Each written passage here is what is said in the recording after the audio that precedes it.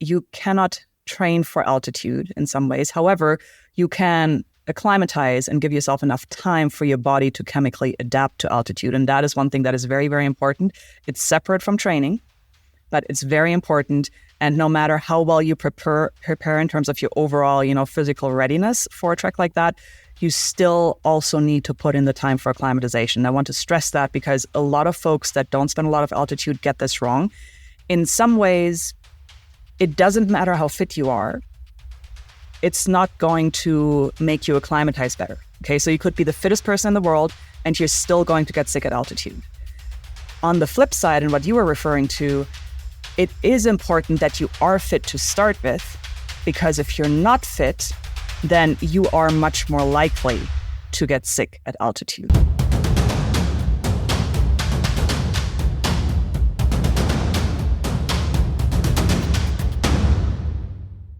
My name is Marcus, and I'm a hiking, strength, and conditioning coach and founder of fitfortrips.com. I recently launched the Hike Strong podcast. And if you're a regular listener, then you will know that I strongly value guests that are authentic and have a very strong knowledge base in the hiking domain. And I particularly like interviewing hiking guides with those qualities, because hiking guides understand the concerns and obstacles that you, my audience, face on hiking or backpacking adventures. So I was searching around a website called 57hours.com. Okay, it's particularly easy for me to identify guides because the website uniquely showcases not only itineraries and destinations, but also guides. So I was looking for US-based guides specifically, and itineraries featuring hiking in the contiguous United States. So I saw a company that guides in Utah. Took a closer look, and I liked the name Dreamland Safari Tours. So I went to their website, and I read the owners' bios and knew that they possessed the perfect podcast guest profile. So I emailed a woman named Sunny. She is co-owner of Dreamland Safari Tours, Harvard grad, professional photographer, professional endurance athlete, and set speed records across the globe. She's smart, competent, competitive, knowledgeable, and I was confident that my listeners could learn a lot from her. So I was happy. She reached back out to me and agreed to join the podcast. So I started my research so I can ask some intelligent questions. And I was stunned with how accomplished, bold, brave, and adventurous she is. I had no idea what a treat that we will be in for today. She's truly a legend in the making. And I say that because she has accomplished so much as an adventure athlete already. She hasn't peaked yet, in her own words. I had listened to a previous podcast. She hasn't peaked yet and has decades more ahead. And so I will leave it at that for now. Sunny Stroeer, welcome to the Hike Strong podcast. Thank you, Marcus. That is a very kind and very flattering way of you to introduce me. Thank you for having me. I'm excited to be here. Well, great. Thank you. Well, we're not going to waste any time, okay? We're just going to launch right in. So I do want to ask you about Dreamland Safari Tours. But first, I want you to share with us a few of the FKT adventures / records that you busted your butt training for, that you are most proud of. And of course, explain to the audience what FKT is. Ooh, you're starting out with a tough question there, Marcus. Oh yeah, here we go. Well, let's do it. Let's get the easy part out of the way, and that's just acronym FKT. FKT stands for fastest known time, and it's essentially just a speed record on any trail, any route, typically on foot. There's a whole community of athletes and folks that enjoy going out there and trying to nab an FKT on whatever route they may come up with. The only rules around those records are that, one, they have to be documented and credible, and two, you can't just do any route. I couldn't run from my house to your house because probably nobody would care about that, to be honest. But it has to be some sort of a route that makes aesthetic sense that other people would want to repeat. So it could be a ridgeline, it could be a canyon, it could be a big loop, it could be whatever cool trail you can come up with. And I got into the FKT game, I want to say, because it really is a game, about 8 years ago now. The very first speed record that I set was on a mountain named Aconcagua. That's a 22,838 foot peak in Argentina. And because that was my first, that's really near and dear to my heart still. But I would say if I had to choose just one out of the, I think about 24 fastest known times that I've set by now, I would probably choose a route that's called the rim to rim to rim alt in the Grand Canyon. I know you and I presume our listeners are well familiar with the rim to rim to rim, which is a double crossing of the Grand Canyon. The alt has a bit of a different kicker because it happens on much more remote and obscure trails where there's no bridge at the bottom, so you have to swim the river. Okay, so that'll get everybody's attention. So you had to develop a lot of confidence to commit to these FKTs. Let's talk specifically about the Aconcagua record attempt.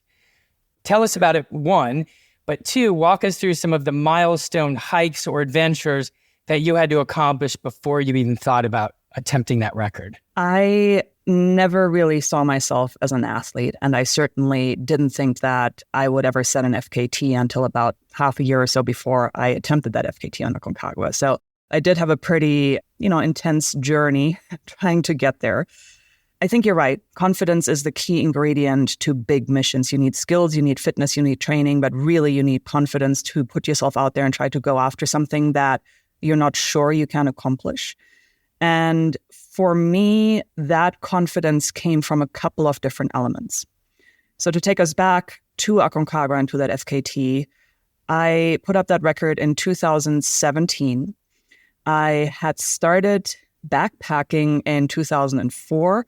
I had started ultra running in 2011. And I had started mountaineering somewhere in the years in between as well. So in some ways, by the time I showed up to Aconcagua, I knew that I was a capable and somewhat competent ultra runner. I knew that I was a relatively skilled backcountry person. And I actually had climbed Aconcagua before without any sort of record attempts. So by the time that I decided to go after the record, I was coming back to the mountain for a second climb, presumably not to set a record to start with, but just because when I climbed it the first time, I had a difficult experience. It was really hard. I was way out of my comfort zone. I made it to the summit, but to be honest, I didn't enjoy myself very much. And I decided I wanted to come back and do it again and do it better. And while I was in the preparation for that second go-around, I was reading about a woman who had just set a record on the mountain. And I started looking at her times and her splits. And I started looking at my splits from my previous, just standard climb. And I was like, I wonder, could I maybe do this? It'd be hard. It's unlikely, but it seems like it could just possible, maybe, probably, unlikely happen. And so I went for it. Okay, wow. That's really cool. I didn't expect that. Now, go back and tell us about some of the, just maybe one or two really challenging hikes or adventures before you even attempted Aconcagua. In all honesty, the most challenging hike that I was probably ever on was my very first backpacking trip. This would have been when I was a sophomore in college, and I went on a 7-day, 6-night instructor-led backpacking trip. I'd never put a backpack on in my life until that point, and we were backpacking in New England in the White Mountains. I was probably carrying, it felt like 95 pounds, but realistically I probably had 35 to 40 pounds. I don't know. We didn't have scales. And we're going up these little mountains over there in, New Hampshire and wherever else. And I thought I was going to keel over and die on day one. From a mental perspective, that was without question the hardest experience that I had. Talking about New Hampshire, that area is no joke. Were you in the White Mountains? On that particular trip, we were, I don't think it's technically the White Mountains, and it might not even have been New Hampshire. Actually, Mount Sunapee, I want to say I think that is in New Hampshire. It's somewhere in New England. Not sure. But yeah, I did spend a lot of time in the White Mountains after that, and I learned a lot of my actual backpacking, endurance, and mountaineering skills as well in the White Mountains. Yeah, the White Mountains are very challenging for the East Coast. And so now let's kind of shift over to your part of the world. Let's get away from the East Coast. Let's get away from the White Mountains, and let's talk about kind of the region that, you provide support for. So I want you to first share with us what was going on in the year leading up to you and your husband, Paul, deciding to purchase Dreamland Safari Tours and why you ultimately did it. Well, Paul and I were on the road together. We were traveling full-time in a van and going on lots of hikes, going on lots of adventures, going on lots of expeditions. And we knew while we were living on the road that eventually we'd have to build a more sustainable assistance again because we're not independently wealthy, and van life and adventuring full-time isn't necessarily conducive with trying to generate income. So I guess that's changing. There's some people that are able to make it work now, but we certainly weren't at the time. So we were looking around and thinking about what to do.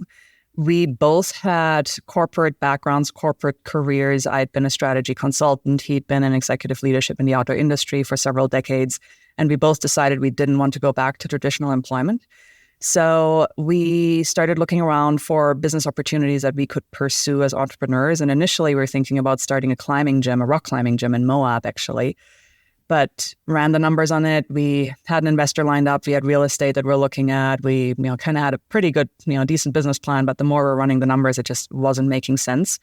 So we decided to walk away from that, thankfully, and then started looking around for small businesses that were for sale and stumbled upon Dreamland Safari Tours, which is the guide service that we now co-own here in Kanab in southern Utah. It's an amazing business that had been around since 2001 and was already well established with a very, very positive reputation. And the previous owner was looking to get out, so we took over and started digging in. So tell the listeners what region of the U.S. your itineraries cover, and then make a pitch why the hikers, would love to explore that area. We are headquartered in Kanab, which is in southern Utah, right between Zion, Bryce, and the north rim of the Grand Canyon. And what that means is that Dreamland Safari Tours leads hiking, camping, and backpacking tours all over southern Utah and northern Arizona. So we do things in the Grand Canyon. We cover the Vermilion Cliffs. We go and take folks out to the Wave, which is very famous, of course. And we also spend quite a bit of time in Grand Staircase Escalante National Monument, both for day hikes and for backpacking adventures.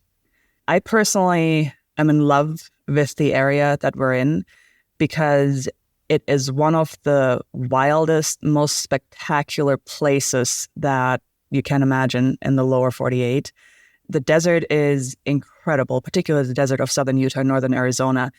It's incredibly challenging and harsh at times, but when you know where to look, there's an insane amount of beauty, and you can find these little oases of just lushness and comfort and, babbling brooks at the bottom of these beautiful, soaring red rock slot canyons. I mean, it's just magical. It feels like you step into a different world.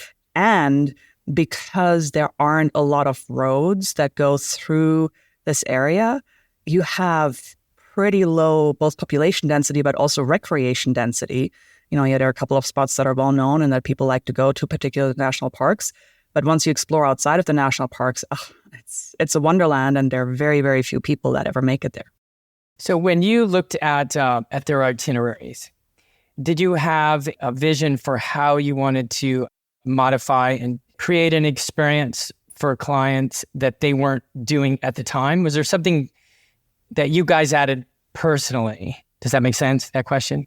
It does, Marcus, yeah. When Paul and I took over Dreamland Safari Tours, the physically most challenging hike that the company was offering at the time was the hike to the Wave, which, for everybody who's not familiar with the Wave, go look it up. The Wave, Arizona, it's an amazing sandstone formation that's incredibly hard to get to, not so much because of the hiking, but because the permits are really difficult to get. There's only 64 people a day that are allowed in, and I think the odds of getting a permit are somewhere around 4% or so. It's very, very low. But to hike into there, you're looking at about 3 miles, maybe 3.2 miles on slick rock in deep sand and mostly off trail. And, so round trip, your day is going to be 6.5 to maybe 11 or 12 miles if you really go out and explore the area a bit more. And when Paul and I took over, that was the hardest thing that Dreamland was offering. We looked at that and first off, didn't necessarily consider that type of hiking to be all that hard. And secondly, we also thought that it would be really rewarding and really cool to be able to share our backyard with more active folks as well, taking them out on harder hikes and on multi-day backpacking trips and on more physically and, to be honest, mentally challenging adventures that take folks farther away from their vehicles and from the trailheads and just spend a bit more time in real remote wilderness. Okay. I had a feeling you might say that based on with your experience and what you've gained from it. Why wouldn't you want clients to experience similar things. So this is a good time to segue into my next question. Think of it from a guide's perspective. So I'm going to ask it kind of in two ways, and you can combine them and answer it however you want. So first question, what attributes do you hope to find in your clients from a physical and a mental perspective when they show up? Okay, so that's one question. But similarly, what 2 or 3 things do you want your clients to have done in the 12 weeks prior to departure to prepare for the adventure? Just kind of flesh that out some. Again, that's a really difficult question, Marcus. What are we looking for in our guests, and what do we want them to have done in the 12 weeks prior? I would say that depends radically on what tour and what hike they're signed up for, right? So let's maybe zero in on a specific hike, and let's zero in on the more active category, because as an aside, I will say that one of the things that we do take great pride in at Dreamland Safari Tours is that, yes, we have some day hikes that are really challenging, where you're going to put down 12 miles and you're going to be off trail and it's hard. And even if you're a super fit athlete, you're going to come back tired at the end of the day.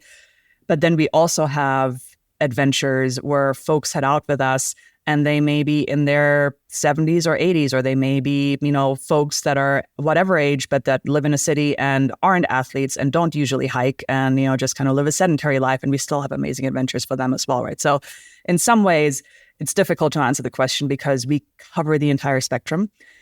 But when we focus on the harder hikes, let's say something that entails hiking to the amazing sandstone teepees, for example, which is kind of like the wave. It's just a little bit harder, a little bit farther out, doesn't require a permit. It's a really cool area. Not a lot of people go. If we have guests that sign up to go out to the teepees with us and they show up in Kanab, we hope for 2 things. We hope for our guests to have a pretty good and reflected awareness of where they're at and what their capabilities actually are. Right? Because again, not every hike is for every guest and not every guest is for every hike, and that's perfectly fine. But what's difficult from a guiding perspective is when somebody shows up and tells you, well, I'd really like to go and do this 15-mile thing today. And then you're 2 miles into the hike and you start realizing, actually, there's no way that's going to happen. And there's a complete mismatch between expectations and hopes and what we're actually going to be able to share with the guests just based on their training and fitness and preparedness. So yeah, awareness, I think, is the most important thing.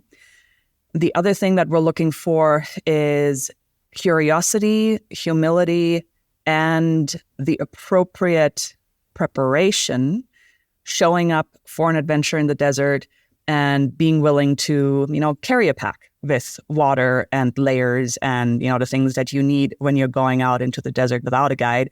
Because even though we provide the guiding services and we show people where to go and we teach them skills and we deliver the interpretation and the transport and, all of those things, the actual physical activity, still rests with our guests, right? You still have to be responsible for yourself, even though you're with a guide. So we are looking for folks that kind of have that attitude and who are really looking to leverage the guide to learn more, push themselves further, and kind of have an even more immersive experience, rather than folks who are looking for a guide because they want it to be easy. Okay. All right. That makes sense. So now we're going to segue into training, okay, which is part of what you said. So let's get a little more specific. So we're going to talk about training for hikes just in general. So when we had a conversation before, we talked about the Fit for Trips Big 5. Okay. These are the 5 pillars that I weave into all of my training programs. And so I'm not going to go into detail about any of them because my listeners have heard that enough, but I will mention the 5, okay? And I want you to either riff off of them, or share your training philosophy as it relates to, let's say, training for your Grand Canyon, Deer Creek, and Thunder River itinerary, because we've talked about, I think that's your most challenging one. So the Fit for Trips Big 5 is 1 walk inclines, 2 walk stairs, 3 walk lunges, 4 walk far, and 5 HIIT training, high intensity interval training. And depending on the itinerary, there are different volumes and intensities that you would apply with each of those 5 things. But I'm just going to let you kind of talk about how, someone should go about training for that particular itinerary. I'll mention it again, the Grand Canyon, Deer Creek, and Thunder River one. So for Deer Creek and Thunder River, that's an itinerary on the north rim of the Grand Canyon. We're looking at about 28 miles or so over the course of 4 days, and you're dropping from the rim all the way down to the Colorado River, and then you come back up. In some ways, for a Grand Canyon trip, that may not sound that difficult because that's what you do on a lot of Grand Canyon trips, go from the river down to the rim and back up.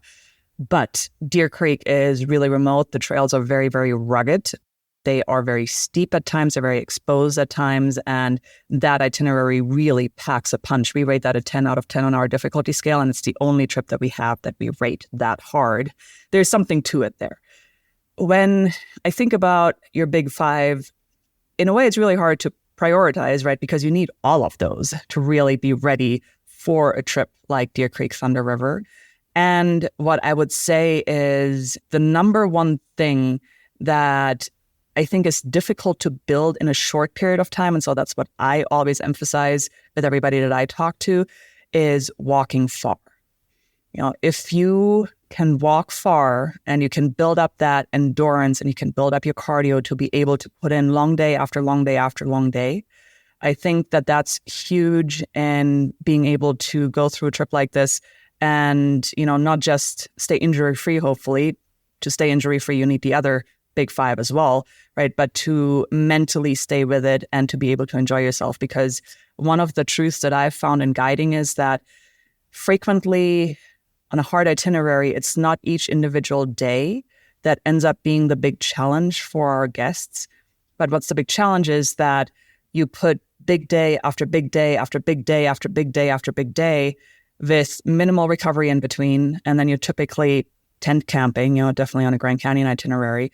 So you're really not getting the best rest. You may not be eating what you're used to eating at home. Your nutrition is maybe not as dialed as what you'd have while you're training at home. And, so if you don't have that really solid foundation of endurance, it gets difficult to continue to enjoy yourself after the first 1 or 2 days. Okay. All right. That's good information. So now let's talk about trekking poles, because that will help clients for sure, even if they have trained properly. So I want you to talk about your thoughts on trekking poles. Okay, most people I coach, I ask that question at the beginning, do you have experience using trekking poles? Are you going to use them? And I usually consider them non-negotiable. I'm curious, do you have any tips on using trekking poles to get the most out of them? I think trekking poles are magic, and I consider them the human equivalent to four-wheel drive. And just like you said, I consider them to be non-negotiable on the vast majority of, well, definitely backpacking trips, but on, many, many day hikes as well. And I have to chuckle a little bit every time that I talk to folks over here about trekking poles, because I feel like in the US, there's this general perception that trekking poles are for, old, weak, decrepit folks that can't walk. And I grew up in Europe, hiking in the Alps. I'm German originally. I still have a German passport. And I was using trekking poles from when I was 3 years old. And if you see somebody in the Alps who's walking without trekking poles, you'll stop them and you'll be like, are you okay? Where are your poles? So it's just considered this complete cultural standard that trekking poles are a tool on trails for trekking, for hiking in the mountains, and definitely for backpacking. And you should have them if you're carrying a pack, if you're walking on uneven ground, if you have a lot of elevation gain. There is no question. So yes, 100% with you, trekking poles are super, super important.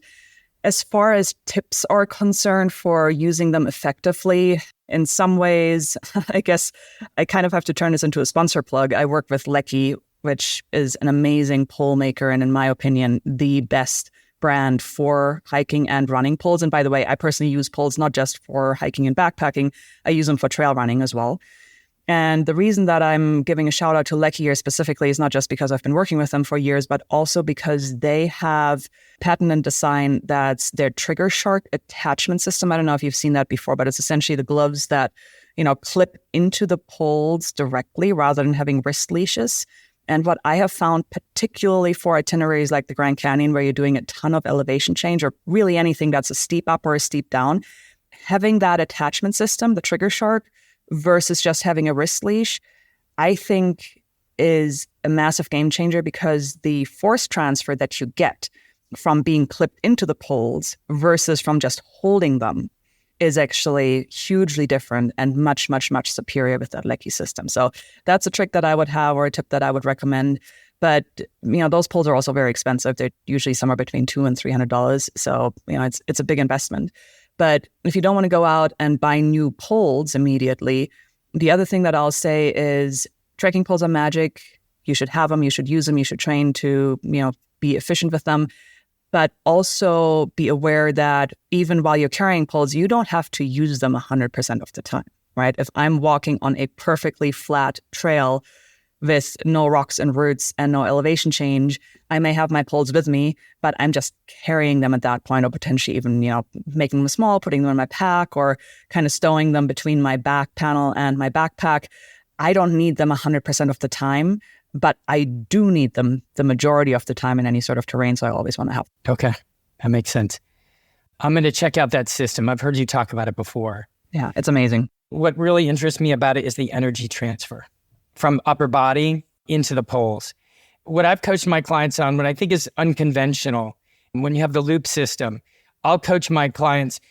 Well, I'll give them a caveat, first of all. I'll suggest that they go through the top of the loop and then they grab the handle. Okay. And then you can transfer energy very well, right? Add to the bottom of the loop. You don't even have to grip. You can guide the pole by holding on to, but you don't have to grip it. You just guide it with your hands. The only problem with it is if you fall, you could break your thumb. Now, if you go from it underneath, which I think is more conventional, and you happen to stumble, the pole will drop below your wrist. I don't know that anyone can picture this, but anyway. So I guess the point is energy transfer is key, and I'm going to check that out because I understand the kinds of the physics, I guess, and mechanics behind that. If you don't mind, I will tell you, before I found those Lecky poles, and I started working with Lecky specifically because of that system, I got to, see one of their poles, try it out, and I was like, this is insane, and I would really like to work with this brand because I think it's a game changer and it's huge, and I've been working with them ever since. But before I did that, I was using, I think, the Carbon Z poles from one of their competitors, and they're lightweight, they collapse, nicely, and I figured that those were fantastic for the vast majority of things that I was doing. But I switched into the new Lecky system 4 days before I ran a 100-miler in the Rockies of Colorado that had 83,000 feet of vertical change. Oh, goodness gracious. And I won that race, and I attribute my win of the race to those Lecky trekking poles. So that's how big a fan I am. Well, that is not a gratuitous pitch. That is a real pitch. That's for real. Okay, very exciting. I'm sure a lot of people are going to check that out. Lecky thanks you for that. And that's legit right there. Before we get away from the itinerary, I did want you to talk about one more itinerary, and that was Paria Canyon. Tell me about that and what's so special about it. So the Paria Canyon is super beautiful. Canyon. It's okay, super cool. It is a 38-mile point-to-point backpacking trip, minimum of 38 miles. It can be longer depending on how much time you have to dedicate and how many side trips you can put into that time budget. And it's an amazing trip that takes you through a pristine wilderness following the bottom of the Paria Canyon. You're walking in water most of the time. Depending on the season, I'd say anywhere between 60 to 85% of the time, you're going to be in the river, in the creek, getting your feet wet. And I really love guiding this backpacking trip because, one, the scenery is spectacular. Two, it is also tightly permitted. There's only 20 people at night that can get into there, but those permits are still a bit easier to get because the area just isn't as known, so there's not as much competition. And three, it's this hike that you look at and you're like, 38 miles. We typically do it over 5 days. So 7 to 8 miles a day, and there is no real meaningful elevation change, and it's mostly flat, and you're at the bottom of a canyon. How hard can it be? It's really hard. It catches a lot of people off guard and by surprise. It is a backpacking trip that's very much appropriate for a first-time backpacker as long as they're fit. But because you're hiking in the river so much, you're frequently in opaque water where you can't see what the bottom is like. You have slick mud, you have, rocks and pebbles and whatever else that you're stepping over that you might be slipping on. So it's a lot of balance and a lot of core strength, particularly with, potentially a 40-pound pack on. Trekking poles, again, absolutely mandatory for that sort of thing, because if you try to wade murky water without trekking poles, you're like Bambi, and, it just slows you down by probably 80%. That trail is just absolutely magical, and I love it. I also did set 2 different speed records on it, so I spent a lot of time out there, and I think it's really, really cool. All right. It's something definitely to check out. Sounds wonderful. All right, let's segue to Kilimanjaro or Everest Base Camp, because they're non-technical, higher altitude climb, very accessible with a high rate of success for clients that really make the commitment to do the necessary preparation. So one of the concerns for many clients is breathing at altitude. So what I want to do is I do want to focus on an altitude range of like that 17,000 to 19,000, not higher. Not higher like Aconcagua, The conventional wisdom is that you can't train for altitude, but you can physically train for the challenging hikes that will mitigate problems associated with high altitude hiking, where improper training can certainly lead to altitude issues. So can you please flesh that out for the listeners so they understand that?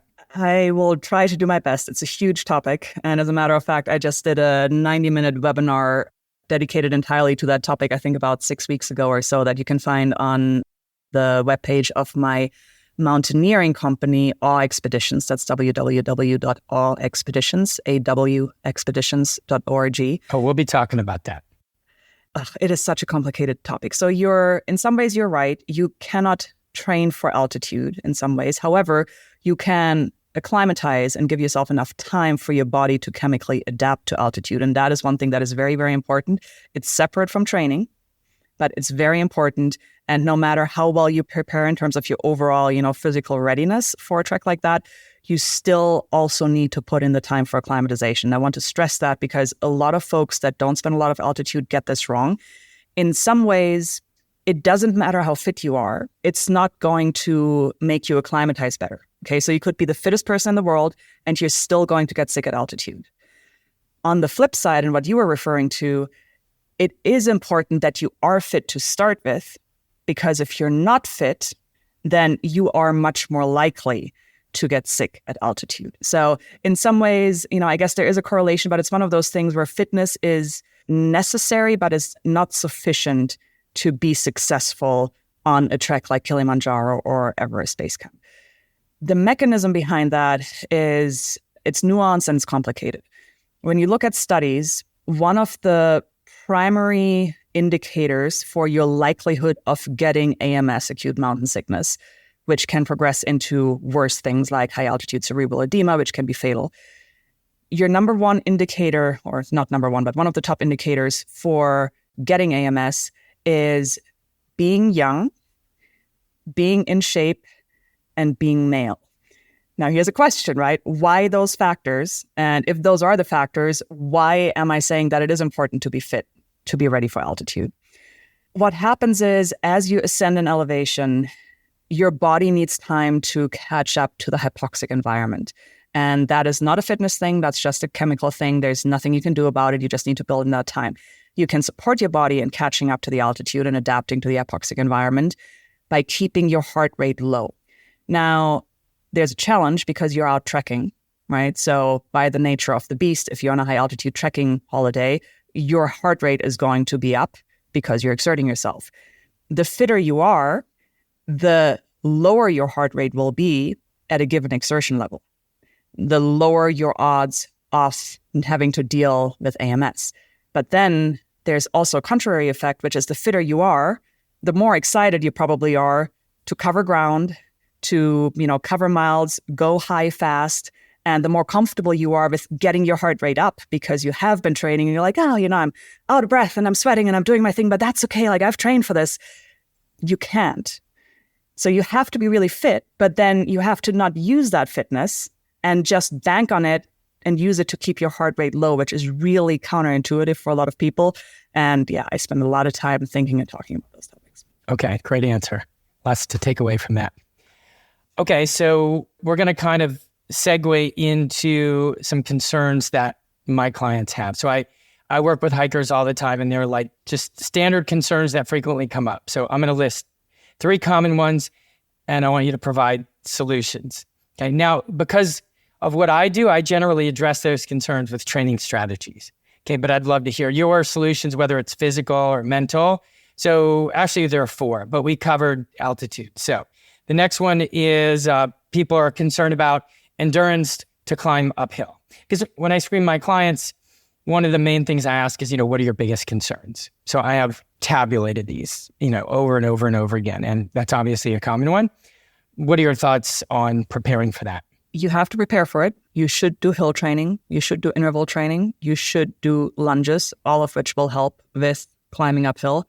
However, What, again, most folks that are kind of newer to those types of treks don't realize is that once you're actually doing the thing and you're out on that trek or you're out on that climb, you should be going slow enough that you can pretty much keep your pace forever. And so in some ways, it's almost a non-concern if somebody takes preparing for a climb or a trek like that seriously.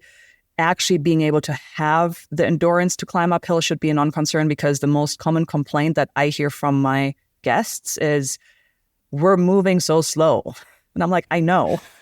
And I know you've trained for this, and I know you want to go faster, but please trust me.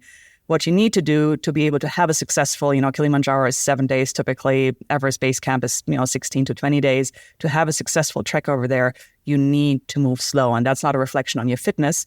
That's a reflection on your guide's strategy and experience, and, a lesson that you should be taking away from that sort of experience.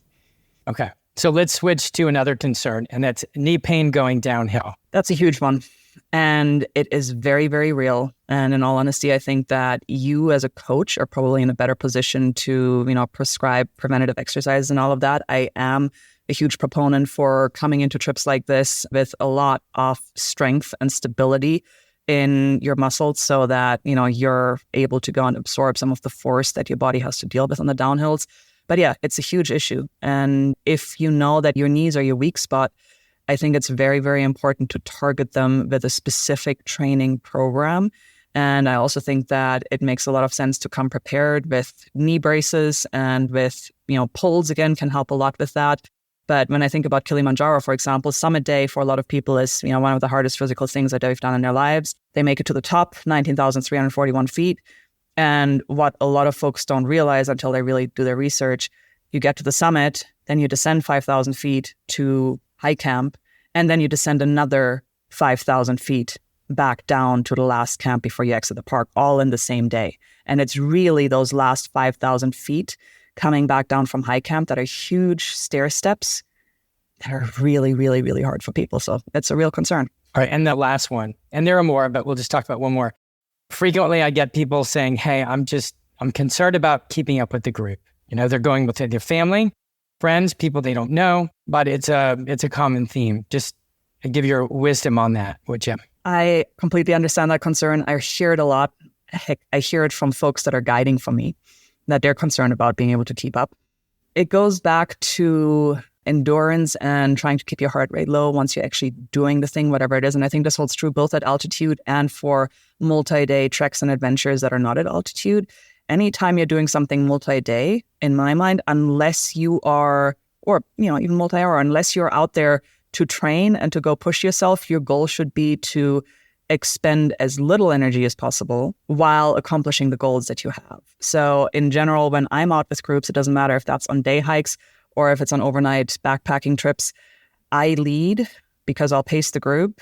And it is very, very rare that I find anybody who's not feeling comfortable matching the pace that I'm setting. It is very common for me to find people who are thinking that I should be moving faster, but I don't, because I have that experience and because that's what I do in my personal speed records as well. I meter myself, I move slow, and because I move slow, I'm very energy efficient. That enables me to go for a long time. That enables me to, either set ultra long distance speed records, or if it's a shorter distance, it enables me to really enjoy myself and have an amazing day. Okay.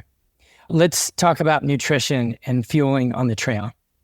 So I'm going to kind of segment like different styles of hiking, and you can address how you fuel in those different situations, or you can just kind of mesh it all together. Let's go with kind of each one. So one, pushing yourself for time where you want to stop as infrequently as possible. So let's talk about that. For that one, I really like liquid nutrition. So I will put drink powders, drink mixes into my hydration bladder. I use Guru Octane. That tends to work really well for me. Electrolytes, calories, you get those carbs in. And that makes a huge difference for me. I've done some very big adventures where I didn't want to stop, and I was able to fuel almost exclusively liquid for a whole day. The other thing that I'll do is I will start out with a big and kind of long-lasting meal before I do something. And obviously, you don't want to completely overload yourself and run into GI issues if you're really doing something fast and for a time. But if I'm out there and, when I think fast and for a time, I think like 12 hours, about 12 hours climbing a big mountain and climbing mountain ridges. So maybe we're still talking about different kind of categories here if you're thinking about day hiking, going out for a 1 or 2 hour run. But, either way, if I don't want to stop, I'll start out with, some really good like high calorie oatmeal or granola with powdered milk or whatnot. It really packs a punch and it tides me over for a long period of time.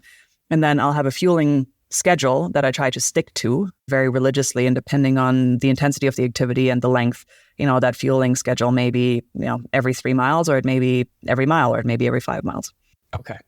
All right. Let's talk about fueling and, eating at, when you're at high altitudes. Let's even talk about like people going for the 14ers, you're usually starting about 10, 11,000 feet. So let's talk about what you do specifically there, because to me personally, it definitely feels different. I find myself during the ascent, that I need to stick pretty high carb. I don't metabolize protein very well during that particular time. What are your thoughts? High altitude is hard, without a question. It changes your bodily chemistry. And so as you're going through the adaptation to hypoxia, your resources are pulled away from digestion. So there's a reason for why, protein doesn't work as well for most people. And I think if it's a shorter exposure to altitude, like a 14er, and you're just going up there for the day, you're coming back down, I think going, high on carbs works super, super well. When you're on a multi-day expedition like Kilimanjaro or like Aconcagua, that becomes a lot more difficult because you do need that protein. So you just need to figure out essentially having as much flexibility as possible and bringing as many different things as possible to try and find something that isn't just, appealing in terms of its taste and texture, but that your body can also digest easily. And that's very different, I think, for each individual. But the most important thing on all of those trips, in my opinion, is you can't let yourself get hungry.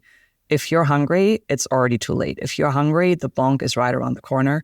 So you should be eating before you're hungry. This medical hypoglycemic episode doing a 14er. I had a GI issue, and the day we were doing, I think it was Castle Peak, we started out really early. It was raining and it was cold, and I had terrible cramps, terrible diarrhea. I shouldn't have done it. My biggest issue wasn't that I decided to do it. My biggest issue was that I did not realize I wasn't eating. I was so focused, like you talked about. I was moving so slow that I was actually concerned about people ahead of me, that they wouldn't be able to, that they wouldn't want to wait for me. But there was some like ice fields, and there was some scrambling and stuff that kind of even things out, where I was able to kind of catch up. But no one was by me. No one realized I wasn't eating until I got to the summit, and I realized that I hadn't. And so I kind of stuffed a goo down my face and headed back down again. And at that point, I had to really focus. I was very dizzy, and I had enough wherewithal to focus, and knew I was in trouble, but just stay focused. You're going to be fine. But I did reach a point where I literally bonked. I couldn't move. And so I was waffling between at one point. So I just told the guys that I was done. Basically waffling between losing consciousness and vomiting. So I knew that I had a very short window. And I stuffed my face with 3 bars, 2 goos, some gummy type things, chips, pretzels, and I could barely chew. And I would have to drink water just for the muscles in my face. I couldn't, So that's real stuff. And that is really dangerous. And that's exactly what you're talking about. I'm not upset I went through that. I think sometimes those things are meant to be. It certainly won't happen to me again. And I coach people better because of it. And I make sure people really understand the concerns they have. So yeah, like you said, you have to eat, regularly. So anyway. It's really interesting. I'm glad that you were able to walk away from that episode and you were okay. I haven't had anything quite that drastic, but I did notice so acutely. A couple of months ago, I was in Alaska, and I became the first woman to cross-country ski the length of the Iditarod Trail, which is 1,000 miles to the winter of Alaska. I was out there for 30 days, putting down on average about 32 miles a day. And many days there were times where I'd do 40 miles, 50 miles. I think the biggest I ever did was 53 miles in a day. And I had a very regimented fueling strategy at that point because it's really cold. You're dealing with temperatures down to -50. You have, big gear on, gloves, big everything. Your food is frozen. You're carrying a backpack and a sled. You have skis on. Like, you don't want to stop. You don't want to eat, right? So I was forcing myself, and I was on that schedule where I was like, every 3 miles, I don't care what it is, I'm going to put something in my mouth, and that something has to be, something material. It'll be a gel, or it'll be a bag of chews, or it'll be a chocolate bar or something like that. And there were a couple of days where I was low on supplies because some of my resupply boxes hadn't made it. And I switched my schedule from every 3 miles to every 4 miles.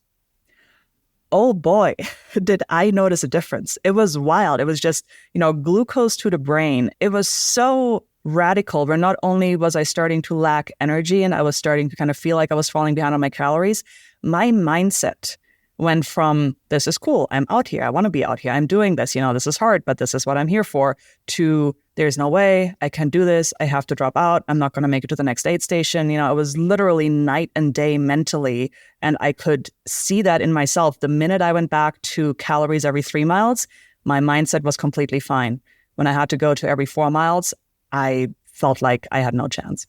Those are the kinds of things that when people hear, it's unlikely they're going to make that mistake. All right, we're going to kind of start wrapping up, but there are definitely some other things. This is too rich and I'm just having too much fun, but I won't keep you too much longer. I'm going to link to something in the show notes, okay? Because there's an awesome video on your website that I want them to see. And it's you and a friend hiking the Tuck-Up area, which I think is considered to be one of the most challenging and least visited trails in the Grand Canyon. So in the video, you guys nicknamed it the Magic Trail. I'll let you explain what's going on the video. And then I might have one question about it. Yeah, we did that trail. We named it the Magic Trail because it is called a trail, the Tuck-Up Trail, and it's not maintained, but it is considered an unmaintained trail by the Grand Canyon National Park. It's not a trail. It's a route. It is a rough suggestion of how to contour a whole bunch of side canyons on the esplanade level of the Grand Canyon, which, as most listeners probably know, is halfway between the rim and the river on the north side of the canyon there.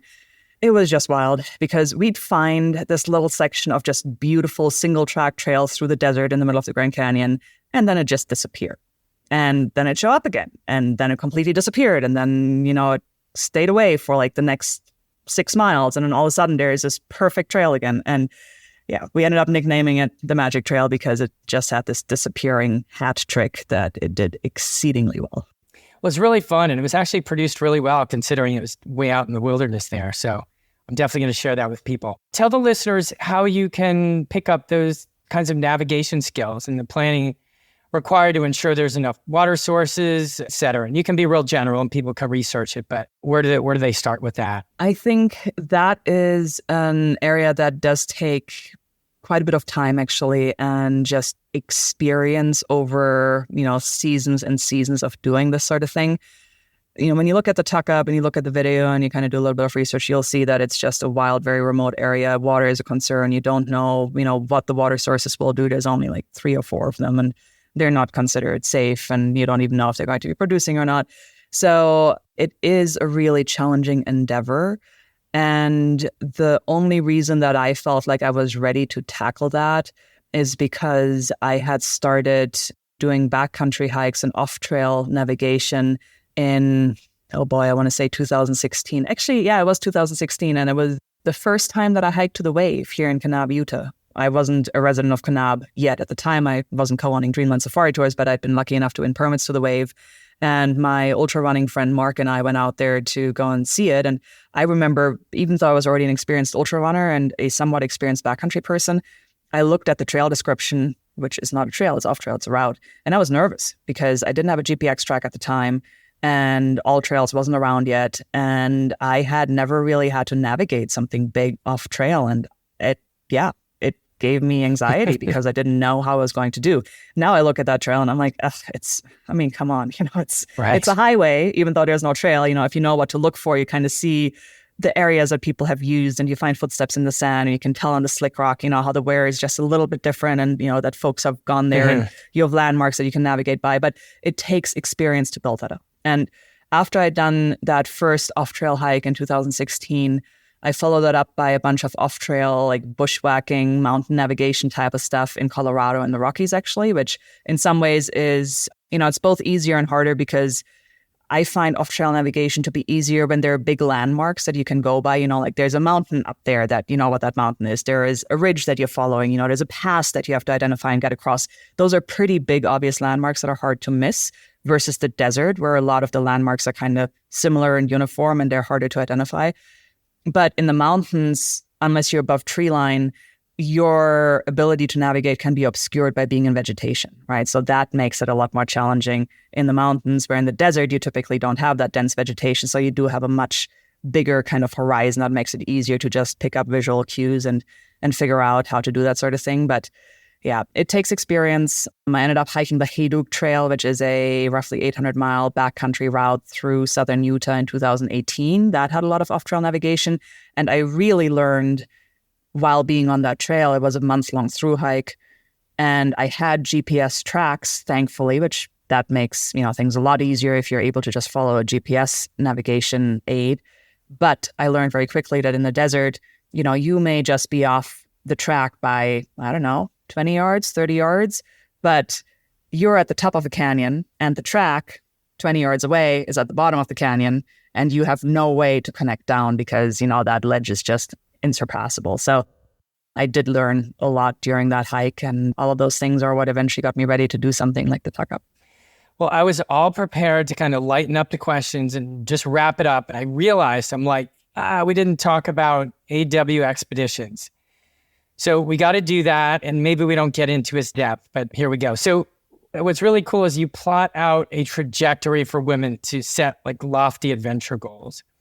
So you offer what's called stepping stone experiences. And I just assume that they kind of segue into your clinics, camps, and peak expeditions. So I want you to tell us about AWExpeditions, but also kind of flush out, the process and explain kind of, the company's services and so on. Yeah.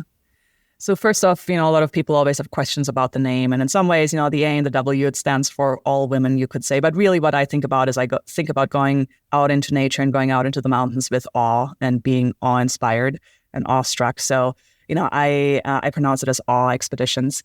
And it is just all one word, AWExpeditions, which throws a lot of people off.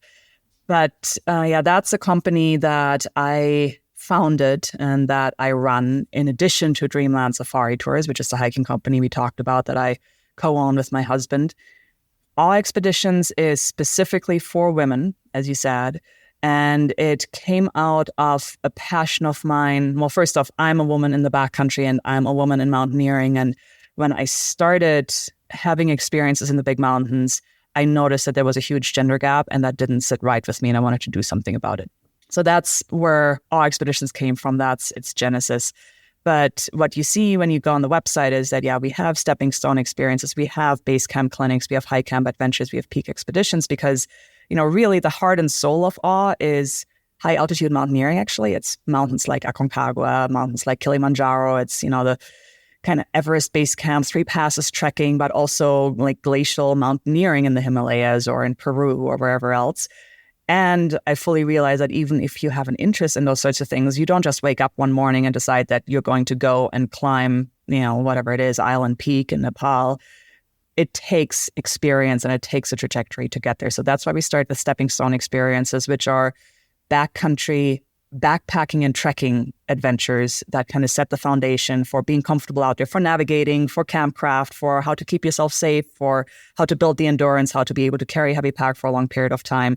When we go from there, and it's a small company. I really love it. I put a lot of passion into it, and it's very, very rewarding for me every time I personally get to go out on a trip, which happens more often on the AWExpedition side than on the Dreamland side these days. So yeah, I do love it. In the end, you'll tell people how to get there. Musical trekking. So I think I coined the term musical trekking. I don't know. So when I started preparing for challenging adventures a long time ago, I just went on similar trails where I didn't have to worry about navigation. I knew it like the back of my hand.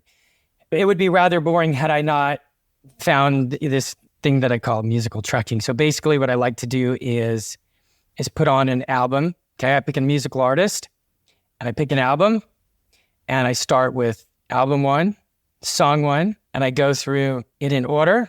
What we used to do back in the day with records, cassette tapes, all that cool stuff. which people don't really do anymore. It's all kind of digital, and you can listen to things randomly and anything you want. But I thought I'd go back and see how some of these bands, how they evolved. What do they sound like from the first album to the last album? Or even so, maybe there are some songs that I was very familiar with and I didn't know anything else on that album, but it was really neat to see what song did they put before and what song did they put after? How did it kind of transition? And it was really a fun process. So I started doing it. And I really knocked off a lot of bands like going way back, like Beatles and The Who and all that kind of stuff. But I wanted to ask you what musical artist you love and that you'd recommend people do some musical trekking to. That's a good one. I'll give you a completely random one, I think, because that's an artist, I think they're a band, that kept me company in Alaska on the Iditarod Trail. And I have to admit that I'm a complete rookie when it comes to popular music. I know some songs that I like, but I'm not much of a music geek. But this is probably going to be new for most people. The artist is called Wookie Foot. That's okay. Wookie, I think, Wookie Foot. And the song that got me stuck on Wookie Foot is Happy to Be Here. I think it's an amazing song. And I need to do some musical trekking because I've since listened to a couple of their other things, but I really don't know, the full scope of their work. But yeah, Wookie Foot. Okay. That's so much fun. I'm going to check that out. I want to quickly talk about injuries, and then we will wrap it up. I promise. I'm just having too much fun.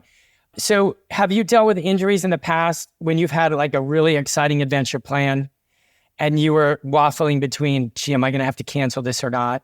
Can you talk about kind of how you dealt with that? Ooh, that's rough.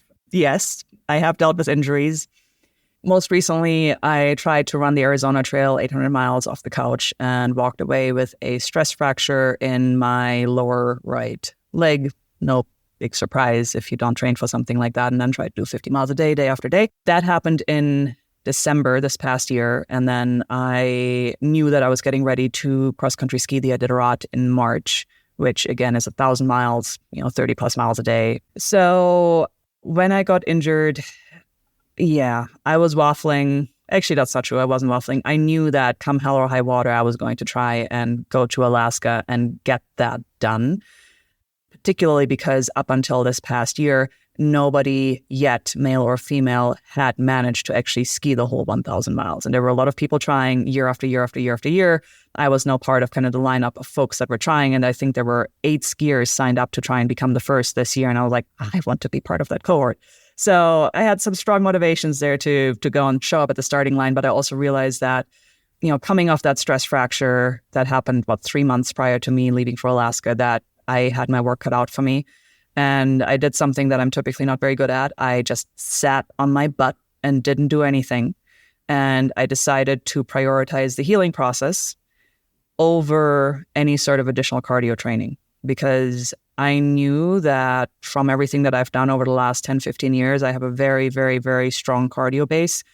And I decided to trust the fact that I can coast on that cardio base and just focus on healing and then, doing some strengthening exercises, some mobility exercises, and hope for the best.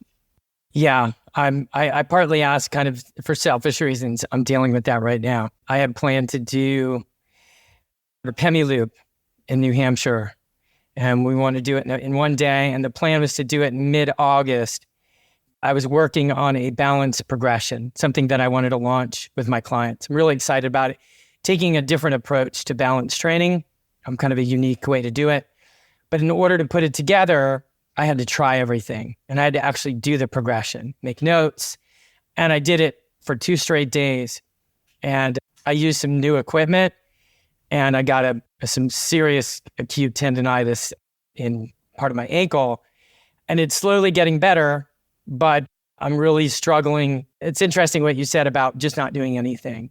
Because I'm kind of not doing anything, but on the weekend I am doing one long hike. And what I'm finding is it's not making it worse, and maybe it's slowing down my progression. But I am finding that the next weekend, it's actually a little bit better, even though I did it. So it's a real balance. And so it's all personal. So it's interesting you say that, because as experienced as you are, that kind of gives, I think, a lot of people a confidence to sometimes just, look, you might have, if you're training for something, you might have to initiate some more mental toughness on the trip, but don't show up hurt if you can avoid it. Correct. Yeah. I actually, I'm bad at sitting still. On the one hand, I'm bad at training because I get bored very easily. So I just like stringing adventures together, and those adventures are my training. If I need to actually train, I'll just scale the adventures accordingly to be that training. But when I had to drop out of the Arizona Trail with a stress fracture, I had just one wave permits. Again, going back to that initial Dreamland Safari Tours hike that we've been talking about a bunch. One wave permits that are so hard to get for friends of mine who'd come out to crew me on the Arizona Trail. And now here I am. I pretty much can't get out of bed, and can't put weight on my foot, even going to the bathroom, because it is so painful. It's the leg, not the foot. It was a tibia issue. But I had those permits, and I'm like, well, I'm going to take you to the wave. It's only 7 miles. It's not that hard. Like, I can do that on crutches if I need to, And my husband was like, you are not hiking. Like, no. And I'm like, well, but can I just at least walk the dog around the block? And he's like, no, you are not hiking. And I finally got with the program and had to acknowledge that that was the right course of action. And I did notice a massive difference once I'd kind of forced myself to sit still for 4 or 5 days. And then I did go and walk the dog around the block. And I came back from that walk around the block and I was like, ooh, ouch. Actually that hurt. Yeah. One thing I am doing is I'm wearing a heavy pack every day, just at home. And my gaits, I don't have to change my gait too much to be able to tolerate that. So I found it's one thing I can do, but it just depends where the inflammation site is. And so I find that I can, do that throughout the week at home. But let's wrap it up with just fun stuff. Okay. So are there any exciting projects or initiatives that you're currently working on that you want to share? Well, I'm going back on the Arizona Trail. So okay. This time I know that I have to train for it. And I have, some learnings, I think, from Alaska and from my last attempt that I'm going to apply to that. So I'm pretty excited. Okay. Are there any emerging trends or developments in the travel industry or the backpacking industry that you find interesting that maybe we don't know, we're not aware of, but you see it coming? I don't know. Maybe it's nothing. I don't know. Great question. I am not sure that I have anything there. However, what I will say, something that I've seen, and I think this has to do with the proliferation of just information and social media, I do see a lot more people motivated to do big stuff. But I also see a bigger gap sometimes between what people want to do and where they're actually at, going back to that reflected self-awareness that I was talking about earlier. I think there's a tendency of, looking at folks that post something on social media and being like, well, if that person can do it, so can I, right? And chances are, yes, if, somebody can figure out how to do it, so can you, without a question. And don't get me wrong, like, I'm in the business of empowerment, right? My greatest pleasure is to help people have experiences that push them beyond what they've done previously. And I also at times see just that, disconnect and lacking self-awareness from somebody who, struggles to finish a 5K, but then says, oh, I'm climbing Kilimanjaro next month because other people do it. Can't be that hard, right? So, yeah. Okay. Interesting answer. So last, before you give out your coordinates and how people can get in touch with you, are there any commonly held beliefs in your industry that you strongly disagree with? Great question. Strongly held beliefs in my industry that I strongly disagree with? Yes. And the industry that I'll talk about here specifically isn't just outdoor recreation, but particularly women in mountaineering. And that is a general belief, I think, both on the male and the female side, that big mountains are harder for women than they are for men. I don't understand why they would be. And that's why I launched AWExpeditions. Okay. All right. Great way to wrap it up. Well, this has been so much fun, and I'm so grateful that you joined me. So please share with people how they can reach out to you and get in touch with, let's say, both your companies, you personally. The easiest thing is to find me online just by Googling my name, Sunny Stroeer. Last name is Stroeer. You'll find my personal website, which is sunnystroeer.com, and that has links to all the various things that I do. But I am also on social media. I particularly try to stay active on Instagram. That's first initial last name, so Stroeer. And my companies are, again, AWExpeditions, AWExpeditions, and Dreamland Safari Tours in Kanab, Utah. If you want to look up Dreamland specifically, that's at dreamlandtours.net. And we go to some pretty cool locations. So I would encourage you to, at least check us out on Instagram, because the photos that we bring back are spectacular. Well, my goal today was to provide a new level of confidence to, let's say, one, experience the region that you're so passionate about. And so I hope that people will reach out to you, and you're so competent, and to your staff as well. Book a trip. Same thing with your AWExpeditions.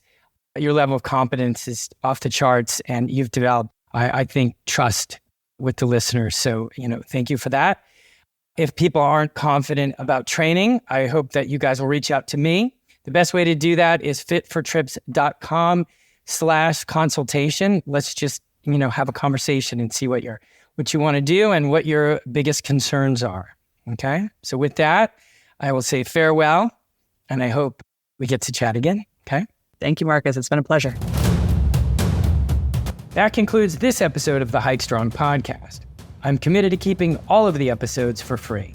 All I ask is that you subscribe to the podcast and leave a review. And don't forget to share this podcast with your friends. My goal is to build a vast community of hikers with the confidence to crush any local or global trail. I hope you will join me in this endeavor. So until next time, train, hike, repeat, and as always, I'm here to support you every step of the way.